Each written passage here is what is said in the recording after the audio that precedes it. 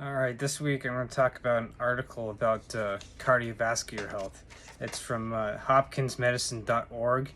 So this article gets into like the pretty much cardiovascular health. So it starts off with talking about different types of stuff you can do for your heart health and everything.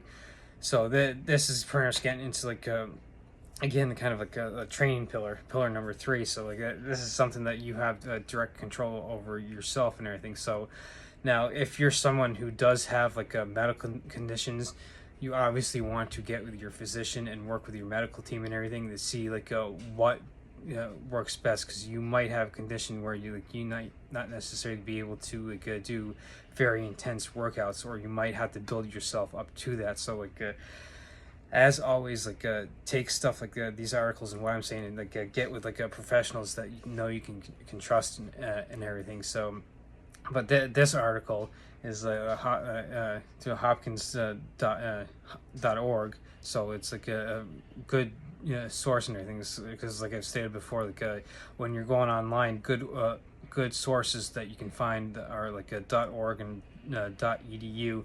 Sometimes with .coms you might have to verify with other websites and everything, because it could be more opinion based.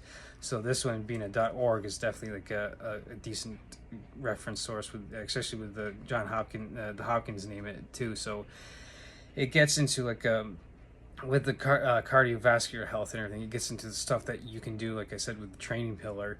It states in the article you can do with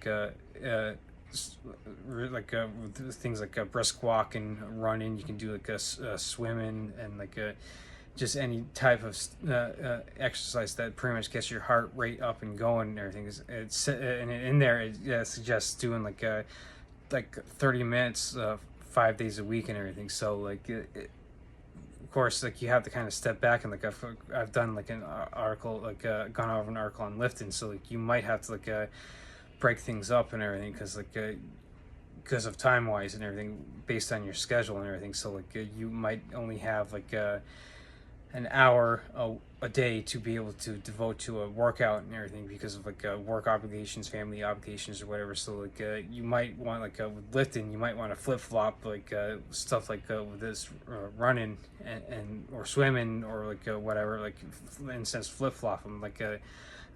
I'm mentioned with starting lifting, doing a full body split. So you could if you're looking for overall general health and everything, doing a full body split 3 days a week, and quite possibly doing this article suggests 30 minutes. You could do those 3 days a week as well, and flip flop, and get a good overall general health. Of course it does, later in the article it does get into other things that you can get into. It does talk about how lifting can help indirectly, because the whole joke of with the lifting is oh, cardio. I don't speak Spanish, or cardio. Oh, you mean lifting faster and everything. So there are ways you can sit there and in a sense do lifting to get your heart rate up and everything. But directly for heart health, the best things that you can do, I've stated, are running and swimming. And of course there's this concept called HIIT, high interval intensity training, that you can do. So it's interval training, in the sense that you do a 5 minute warm up and everything on the elliptical, and then maybe you get in the concept of interval training, you're doing a minute out of you're just sprinting all out and everything, and then you back off for a minute, and kind of in a sense catch your breath, and then you next minute you go all out again and everything. And so another thing you can do is one of the things that I picked up for my home gym was battle ropes. So you can sit there and do the same kind of concept, and not only does battle ropes get your heart rate and a good exercise for cardiovascular health and everything, it also good because you're sitting there with your arms, and it's definitely a good upper body workout with a lifting and everything. So that the first part of the article is getting to actual cardio health of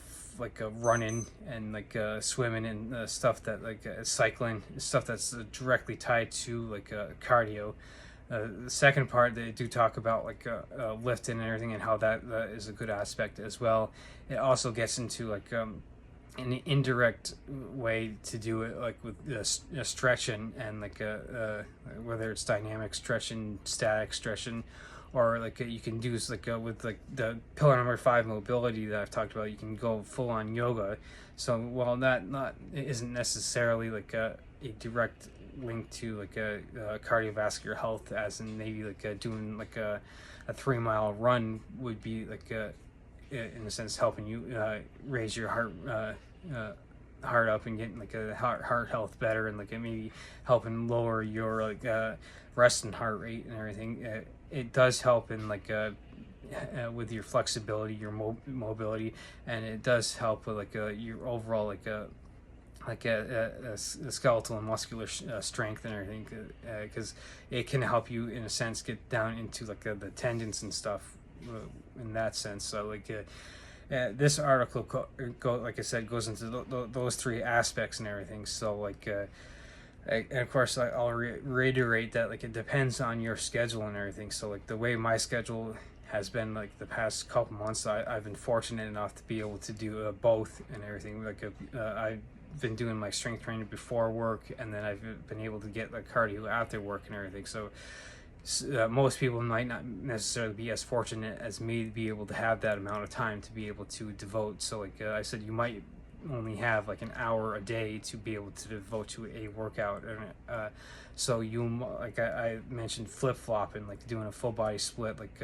maybe you do like that Sunday, Tuesday, Thursday, and then you do like a cardio session like a Monday, Wednesday, Friday type of deal. So like it all depends on like your schedule, and like what your time constraints are, like because like I said, you might have like family obligations, you might have like work obligations where you might be working overtime or something. So like you have to take this article and see like take it as like a puzzle piece, and like, okay, where do I fit it in my life and everything. So this like I said, this article is like kind of something that get into like into cardio and like heart health and everything. So like I'm not just going to sit here and talk all about lifting and like disregard other stuff, because like you might be someone who's actually into running and everything. So like this could be like or you might be someone that wants to get into like cycling or swimming or something. So like that this is like kind of an article that touches upon stuff like that. And so like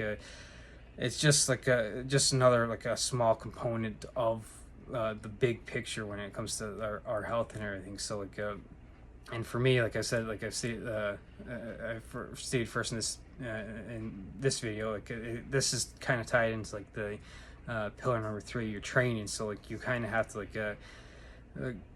pull in the other pillars too, because like and like I'll say like and I'm sure I'm not the only one that has and will say this, but like you can't outwork like a shitty diet. So like for instance, like pillar number 2, nutrition, you can sit there and like run all you want and like jump on the elliptical all you want. You can do all the amounts of swimming, or you can do as much lifting as your heart's desire.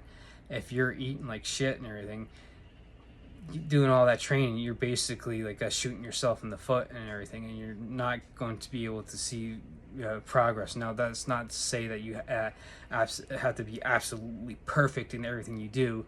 What you want to do is like because if you have like maybe you do have that donut once a month or something, like it's not going to be the end of the world, like and it's not going to make or break your routine or like your progress or anything. But like I will argue that like, you don't necessarily want to do cheat stuff like that and everything, because like you're making all this progress, and it's like, why set yourself back and everything. But like I said, it's not going to be as detrimental if you're only doing it like maybe once a month and everything. So like doing all this training does give you a little bit of extra leeway with your nutrition, but you don't want to sit there and like making excuses, getting like back into like my moderation doesn't exist. You kind of have to realize like, oh hey, look, all this trash food and all this garbage drinks and stuff are constantly around me. So like I'm going to train for health, so like why am I going out now getting to like all this garbage food to kind of counteract all this training I'm doing. So like but like with the this article is like the kind of like get aware of like that with training, it's just not necessarily just lifting, even though like I'm big into lifting and like that's my preferred method and everything.